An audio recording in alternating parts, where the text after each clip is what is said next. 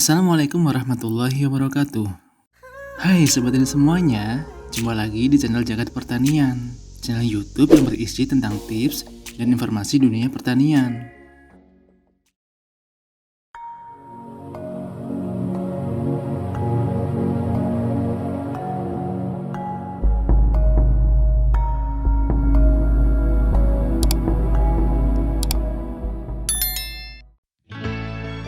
Badan Meteorologi, Klimatologi, dan Geofisika menyatakan perkiraan musim kemarau tahun 2021 di sebagian besar wilayah Indonesia diperkirakan pada kisaran bulan Mei dan Juni, dan puncak kemarau tersebut pada bulan Agustus.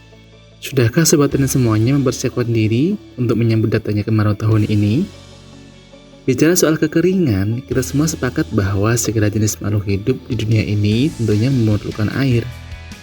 Maka dari itu, manusia selalu berinovasi untuk mengatasi kekurangan air dengan berbagai cara. Bendungan ini misalnya, atau sumber baru seperti ini. Namun, tahukah kalian, di belahan bumi yang lain ada beberapa cara yang unik yang dilakukan oleh manusia untuk mengatasi kekurangan air. Dan inilah 4 cara yang unik yang pernah dilakukan oleh manusia untuk mengatasi kekurangan air, khususnya di dunia pertanian.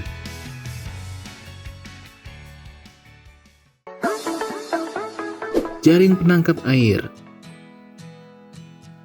Biasanya jaring dipakai untuk menangkap ikan di sungai, tapi ini jaring dipakai untuk menangkap air di udara, sobat.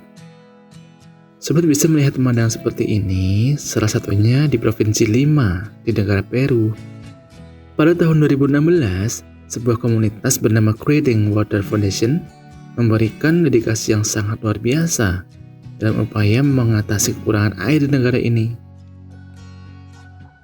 Di Lima, 1 dari setiap 5 keluarga tidak memiliki akses air minum yang sehat. Untuk itu, CWF mengajak 500 keluarga di Lima untuk pemasangan 60 jaring penangkap kabut.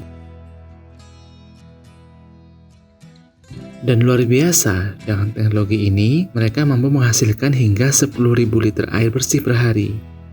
Sehingga, penduduk dapat memanfaatkannya untuk keperluan rumah tangga.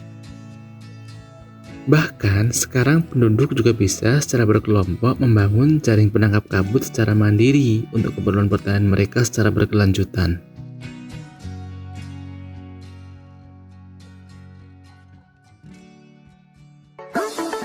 Drip Irrigation System. Teknologi ini juga dikenal dengan irigasi tetes, di mana sistem ini menekankan pada penghematan penggunaan air secara terukur. Rekayasa yang dilakukan yaitu bagaimana agar tanaman mendapatkan air secara optimal, namun air tidak hilang karena proses penguapan atau keluar dari zona perakaran. Pada umumnya, pemberian air dengan irigasi tetes dikombinasikan dengan pemberian nutrisi. Cara pemberiannya yaitu secara perlahan, tetes demi tetes. Cara kerja sistem irigasi tetes ini, dari awal pompa air menghisap air yang berasal dari sumber air. Air tersebut kemudian ditampung dalam tandon penampungan air.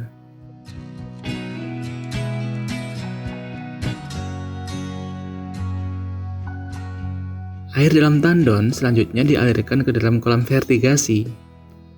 Pada tahapan ini, air ditambahkan nutrisi yang selanjutnya dialirkan menuju saluran primer. Dalam tahap ini, air tersebut dapat dialirkan menggunakan pompa air maupun hanya mengandalkan gaya gravitasi.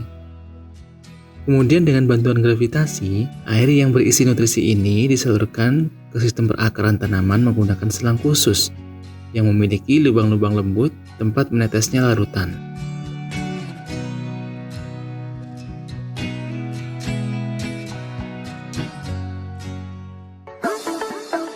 Hidrogel. Hidrogel berasal dari kata hydro yang artinya air dan gel yang artinya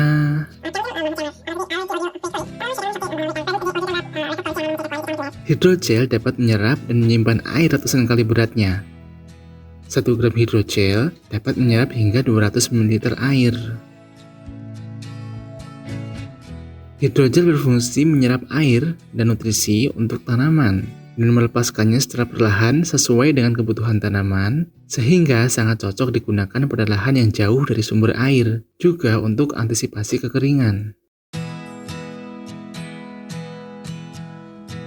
Hidrogel yang digunakan dalam pertanian terbuat dari polimer alam, berupa pati yang bisa diperoleh dari biji-bijian sehingga bersifat ramah lingkungan karena dapat terurai secara alami oleh mikroba menjadi air, karbon dioksida, dan komponen nitrogen. Cara mengaplikasikan hidrogel pada tanaman tidaklah sulit. Gel kering direndam dalam larutan yang berisi air dan nutrisi.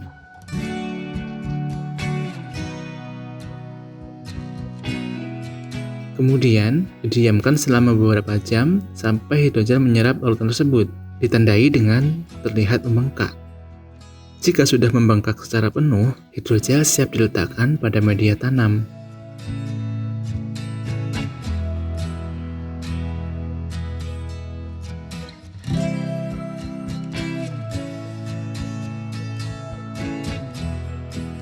Beberapa negara sudah menggunakan hidrogel seperti ini, seperti India, Tiongkok, termasuk Indonesia.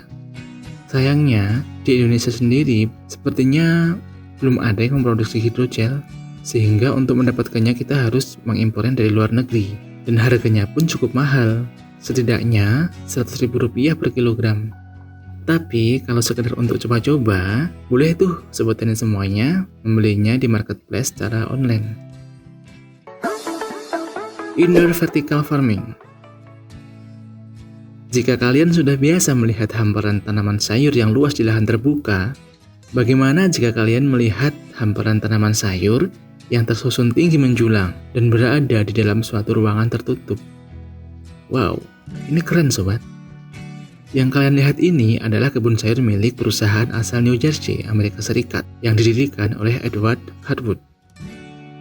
Cara bercocok tanam aerofarms menggabungkan berbagai disiplin ilmu pengetahuan, bahkan juga telah menggunakan kecerdasan buatan sehingga perusahaan ini mampu menghasilkan produk sayur yang subur, sehat, segar, berkapasitas besar, berkelanjutan, dan ramah lingkungan, meskipun semua kegiatan berada di dalam gedung tertutup.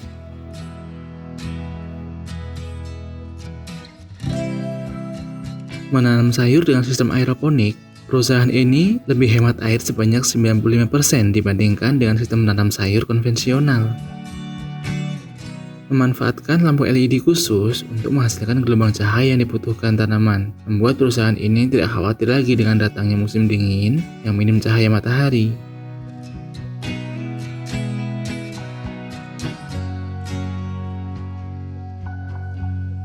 Itulah sobat beberapa teknologi antisipasi kekurangan air yang telah dilakukan oleh manusia di belahan dunia. Semoga informasi ini bermanfaat. Assalamualaikum warahmatullahi wabarakatuh.